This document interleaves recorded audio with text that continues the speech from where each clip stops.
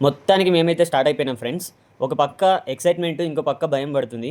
Excitement ఎందుకంటే అమ్ముగాడు నన్ను ఒక సర్ప్రైజ్‌గా టూర్‌కి తీసుకుపోతుండనేది చాలా ఎక్సైటింగ్, అంటే చాలా ఎక్సైటింగ్ ఉంది. ఇంకో పక్క భయం ఏందంటే నేను ఇంట్లో నుంచి ఎప్పుడు బయట పంపియనామె. ఇప్పుడు ఒకేసారి సడెన్‌గా టికెట్లు బుక్ చేసిన టూర్‌కోదాం అని చెప్పేసి అనడం. ఇప్పటివరకు రోడ్ దాటితేనే నేను చాలా భయపడతా. అట్లాంటిది ఈమె టికెట్లు బుక్ చేసి, బస్ టికెట్లు బుక్ చేసి, ఆటో కూడా బుక్ చేసి తీసుకుపోతుందంటే నాకు ఒక పక్క భయమైతుంది. ఏదైతే అదైంది. మొత్తానికైతే ఆమె పక్కన నేనున్నా కదా! మధ్యలో ఏమొచ్చినా సరే చూసుకుందాం అనేదైతే ఒక ధైర్యం నాకొచ్చేసింది. ఇక మనీ విషయంలో కొంచెం భయం పడుతుంది.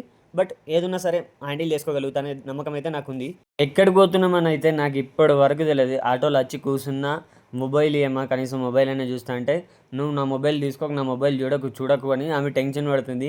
ఆమె టెన్షన్ పడితే చూసి నాకు నవ్వొత్తుంది.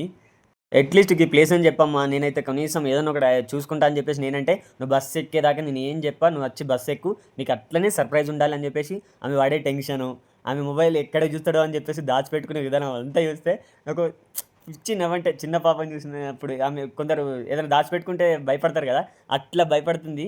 మొత్తానికైతే నాకు హ్యాపీగా ఉంది.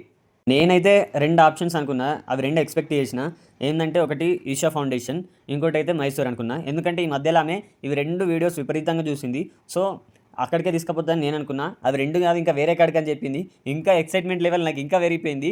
ఇంగా నాకైతే అమ్ముగాని చూస్తే అమ్ముగాడు పెద్దోడయిపోయిండ్రా అనిపిస్తుంది.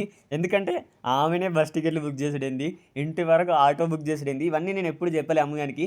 ఆమెంతట ఆమెనే తెలుసుకొని ఇట్లా బుక్ చేసేసరికి నాకు హ్యాపీనెస్ వస్తుంది. ఒక పక్కనేమో ప్రౌడ్ ఫీల్ అయితున్నా. ఇంకో పక్కనేమో ఎక్సైట్‌మెంట్ అన్నీ మిక్స్‌డ్ ఉన్నాయి ఫ్రెండ్స్. అట్లనే కొంచెం టెన్షన్ కూడా ఉంది. ఎందుకంటే ఇప్పటి వరకు కూడా రివీల్ చేయలేదు ఎక్కడికన్నది. సో, జర్నీ స్టార్ట్ అయినాం. ఇంకా నాకు అడుగుతూనే ఉన్నా.